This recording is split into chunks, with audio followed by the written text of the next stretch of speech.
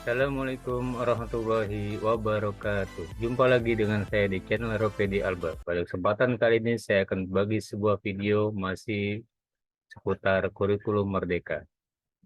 Kita akan membahas tentang merancang atau mendesain proyek penguatan profil pelajar Pancasila. Selamat menyaksikan. Pada slide ini kita akan melihat contoh tahapan perencanaan proyek penguatan profil pelajar Pancasila di satuan pendidikan. Alur perencanaan proyek yang pertama membentuk tim fasilitator proyek penguatan profil pelajar Pancasila, di mana dalam membentuk tim fasilitator ini kepala satuan pendidikan menyusun tim fasilitator proyek. Tim ini berperan merencanakan dan melaksanakan kegiatan proyek untuk seluruh kelas. Langkah yang kedua adalah mengidentifikasi tingkat kesiapan satuan pendidikan. Kepala sekolah atau kepala satuan pendidikan bersama tim fasilitator merefleksikan dan menentukan tingkat kesiapan satuan pendidikan. Langkah yang ketiga adalah merancang dimensi, tema, dan alokasi waktu proyek penguatan profil pelajar Pancasila.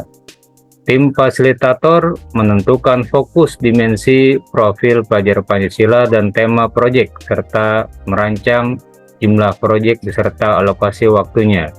Dimensi dan tema dipilih berdasarkan kondisi dan kebutuhan satuan pendidikan. Langkah yang keempat adalah menyusun modul proyek. Tim fasilitator menyusun modul proyek sesuai tingkat kesiapan satuan pendidikan dengan tahapan umum, menentukan sub-elemen atau tujuan proyek, mengembangkan topik, alur dan durasi proyek, serta mengembangkan aktivitas dan asesmen proyek. Langkah yang kelima adalah merancang strategi pelaporan hasil proyek. Tim fasilitator merencanakan strategi pengolahan dan pelaporan hasil proyek. Perencanaan ini dapat dikembangkan sesuai dengan kebutuhan dan kondisi satuan pendidikan. Langkah pembentukan tim fasilitator proyek. Yang pertama, membentuk tim fasilitator proyek penguatan profil pelajar Pancasila. Tim fasilitator proyek terdiri dari sejumlah pendidik yang berperan merencanakan, menjalankan, dan mengevaluasi proyek. Tim fasilitator dibentuk dan dikelola oleh Kepala Satuan Pendidikan dan Koordinator Proyek. Jumlah tim fasilitator proyek dapat disesuaikan dengan kondisi dan kebutuhan satuan pendidikan. Bisa dilihat dari jumlah peserta didik dalam satuan pendidikan, banyaknya tema yang dipilih dalam satu tahun ajaran, jumlah jam mengajar pendidik yang belum terpenuhi atau dialihkan untuk proyek, atau pertimbangan lain sesuai kebutuhan masing-masing satuan pendidikan. Langkah pembentukan tim fasilitator proyek yang pertama adalah pemimpin satuan pendidikan menentukan seorang koordinator proyek, bisa dari wakil kepala satuan pendidikan atau pendidik yang mempunyai pengalaman mengembangkan dan mengelola proyek. Langkah yang kedua, apabila mempunyai SDM yang cukup, koordinator proyek sekolah dapat membentuk koordinator di level kelas. Misalnya, satu orang koordinator kelas 1, satu orang koordinator kelas 2, dan seterusnya. Untuk pendidikan khusus, koordinator dapat dipilih berdasarkan jenis kekhususan.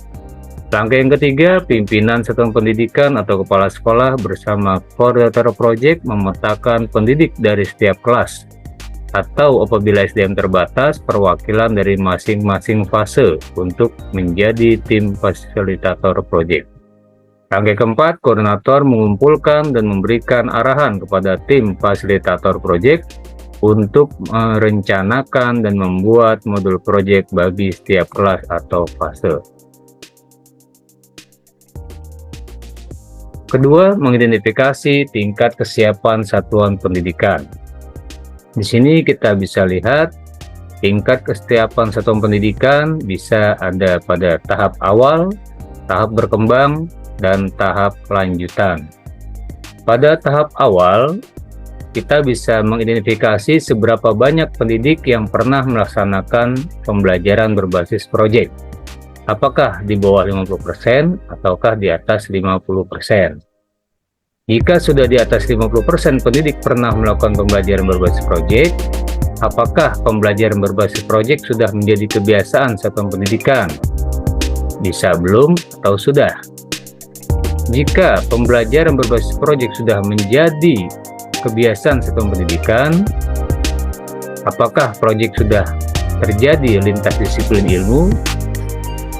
Apabila sudah terjadi pada lintas disiplin ilmu, apakah satuan pendidikan memiliki sistem yang mendukung pelaksanaan pembelajaran berbasis proyek?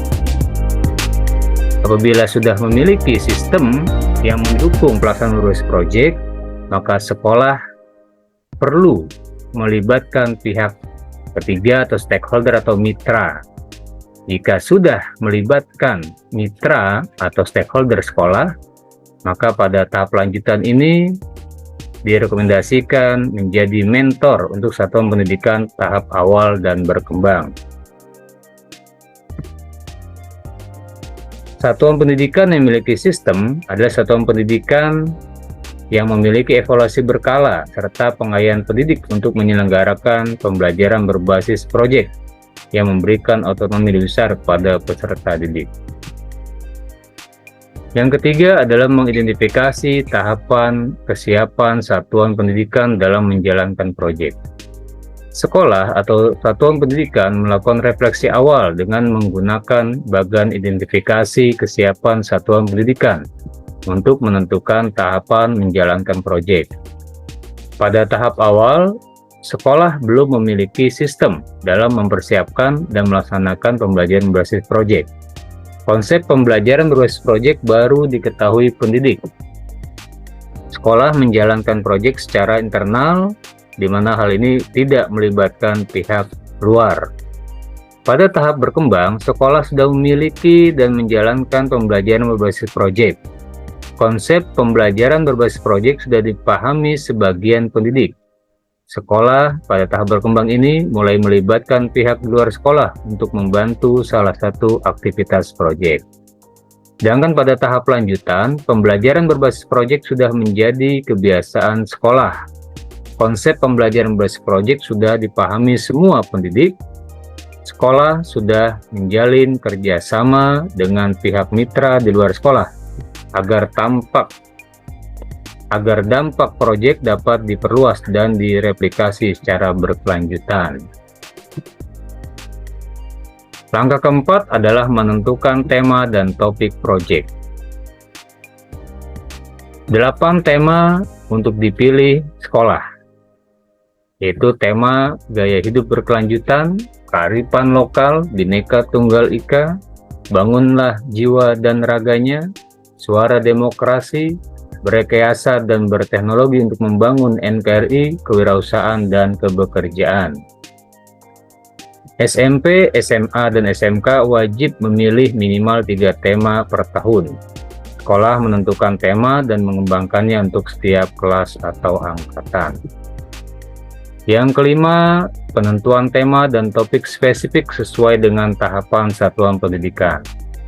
Pada tahap awal, tema pilihan yang bisa dipilih oleh satuan pendidikan yaitu minimal 2 tema untuk SD atau 3 tema untuk SMP, SMA di awal tahun ajaran.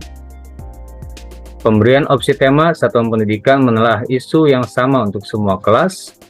Pada penentuan topik, satuan pendidikan yang menentukan tema dan topik proyek.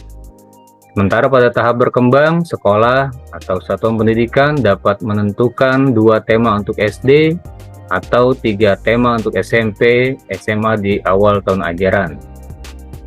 Satuan pendidikan menelaah isu yang sama untuk setiap 1 sampai 2 kelas, dan pada penentuan topik, sekolah atau satuan pendidikan mempersiapkan beberapa tema dan topik proyek untuk dipilih peserta didik. Pada tahap lanjutan, sekolah dapat menentukan 2 tema untuk setiap kelas SD atau 3 tema untuk setiap kelas SMP, SMA di awal tahun ajaran, di mana setiap kelas dapat memilih tema yang berbeda. Pemberian opsi tema di tahap lanjutan, setiap kelas menelaah isu yang berbeda sesuai pilihan peserta didik, dan pada penentuan topik, peserta didik mendiskusikan tema dan topik proyek dengan bimbingan pendidik. Contoh pemetaan dimensi, tema, dan alokasi waktu proyek.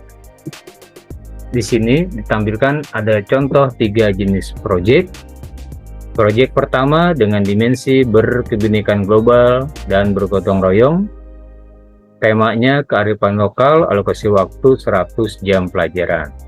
Pada proyek 2, dimensinya adalah berkebinekaan global, bergotong royong, dan bernalar kritis. Temanya Bhinneka Tunggal Ika, alokasi waktu 120 JP. Pada proyek ketiga, dimensinya bergotong royong dan bernalar kritis, temanya kewirausahaan, alokasi waktu 140 JP. Inilah yang bisa saya sampaikan para sahabat sekalian di kesempatan kali ini seputar merancang proyek penguatan profil pelajar Pancasila. Semoga bermanfaat, dan untuk lebih mantapnya pemahaman kita bisa kita baca kembali atau putar ulang video ini di lain kesempatan, dan pada akhirnya nanti sama-sama kita bisa laksanakan di satuan pendidikan kita masing-masing. Terima kasih, dan kurang lebihnya mohon maaf. Saya akhiri. Wassalamualaikum warahmatullahi wabarakatuh.